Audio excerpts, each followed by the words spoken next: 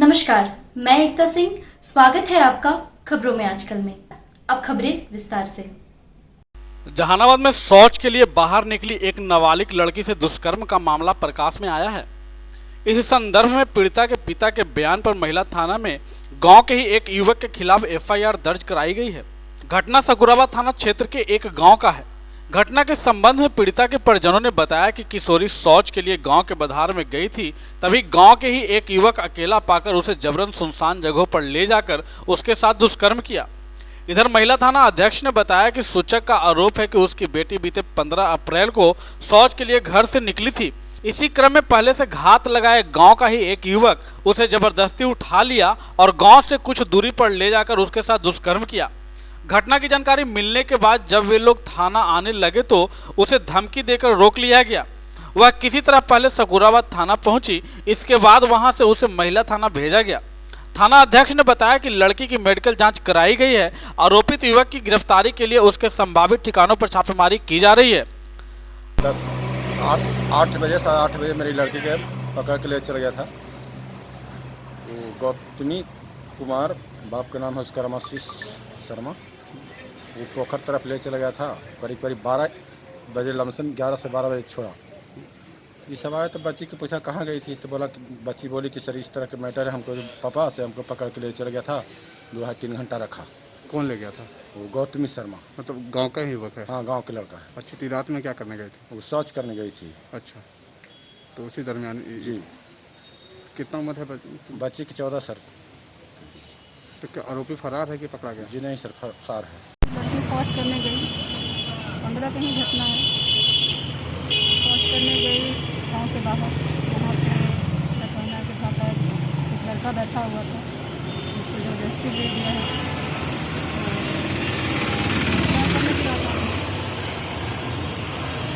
तो क्या इसके साथ दुष्कर्म हुआ है? मेडिकल तो करवा है। पर्सन देख के क्या लगता है कि इसके साथ गलत हुआ है? हाँ? गलत हुआ है? 15 के घटना के बाद आज आप लोगों को सूचना मिल रहा है।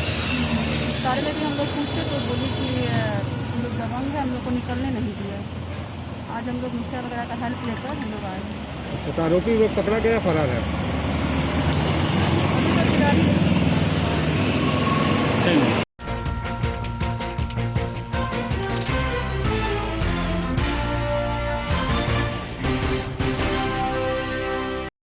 जहानाबाद व्यवहार न्यायालय के वरीय अधिवक्ता प्रभात कुमार तिवारी के असामयिक निधन से जिले में शोक की लहर दौड़ गई है। उनके निधन की खबर से मर्माहत जिला विधिक संघ के अधिवक्ताओं ने स्थानीय विधिक संघ भवन में कोविड-19 के नियमों का पालन करते हुए शोक सभा का आयोजित कर दिवंगत आत्मा की शांति के लिए 2 मिनट का मौन धारण कर ईश्वर से प्रार्थना किया। साथ ही शोक की इस घड़ी में उनके शोकाकुल परिजनों को संबल प्रदान करने हेतु ईश्वर से प्रार्थना की। शोक सभा की अध्यक्षता जिला विधिक संघ के अध्यक्ष गिरिजानंदन सिंह ने की। इस अवसर पर उन्होंने कहा कि प्रभात कुमार तिवारी एक कुशल अधिवक्ता ही नहीं बल्कि नेक दिल इंसान भी थे। वह सदैव पीड़ितों एवं जरूरतमंद लोगों की सेवा के लिए तत्पर रहते थे। वह इलाज के लिए दिल्ली गए थे, जहां कल दोपहर उन्होंने अंतिम सांस ली। हम आपको बताते चले कि स्वर्गीय प्रभात कुमार तिवारी दीवानी एवं आपराधिक मामलों के एक अच्छे जानकार अधिवक्ता थे। उनके निधन से जिला विधिक संघ को ही नहीं पूरे जिले वासियों को अपूरणीय क्षति हुई है, जिसकी भरपाई निकट भविष्य में संभव नहीं है। उनके निधन की खबर सुनते ही उनके चाहने वाले लोगों में शोक की लहर दौड़ गई। कोई विश्वास ही नहीं कर रहा था कि ऐसा भी हो सकता है। वे अपने पीछे अपनी पत्नी एवं 2 पुत्र के साथ पूरा भरा परिवार छोड़ गए हैं।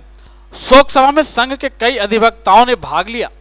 प्रभात कुमार तिवारी 6 अगस्त 1984 से ही जहानाबाद व्यवहार न्यायालय में वकालत के पेशे से जुड़े हुए थे। इनके पिताजी भी वकालत के पेशे से जुड़े हुए थे। इस मौके पर उनके करीबी रहे एक उनके वकील मित्र ने उनके बारे में बताते बताते फफक कर रो पड़े। उन्होंने बताया कि प्रभात कुमार तिवारी के बारे में अभी कुछ भी कहना मेरे बस में नहीं है। इस शोक सभा के उपरांत जिला विधिक संघ के अधिवक्ताओं ने अपने आप को न्यायिक कार्य से अलग रखा।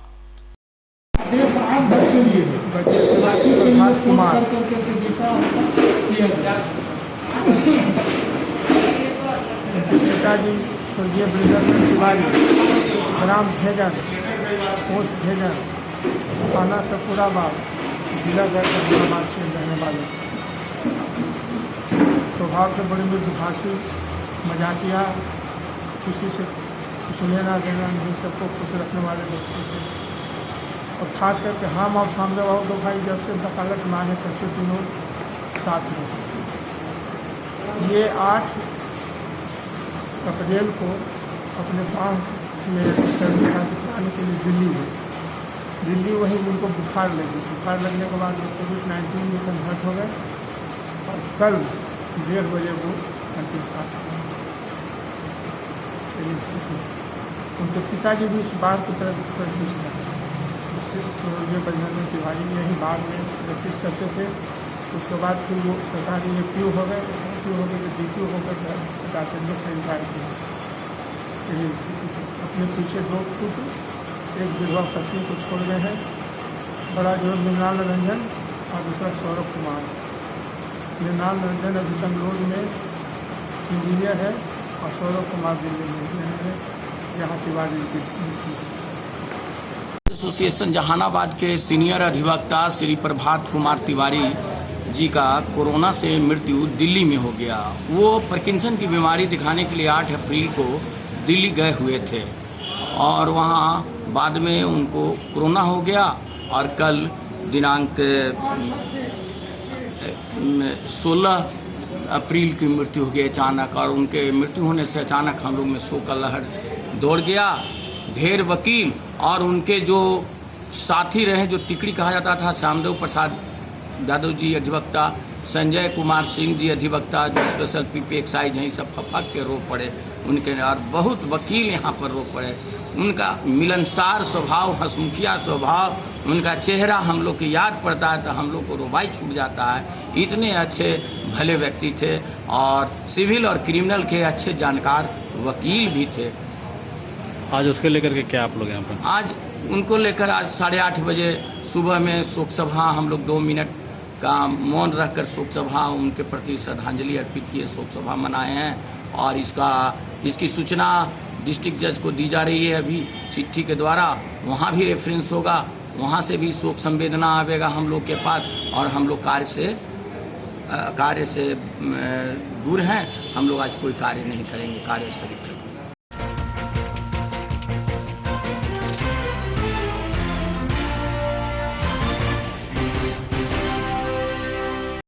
जहानाबाद नगर थाना क्षेत्र के सोइया घाट के समीप उस समय अफरा तफरी का माहौल हो गया जब पढ़ाई कर रहे 2 छात्रों के कमरे में गैस सिलेंडर लीक होने की वजह से आग लग गई।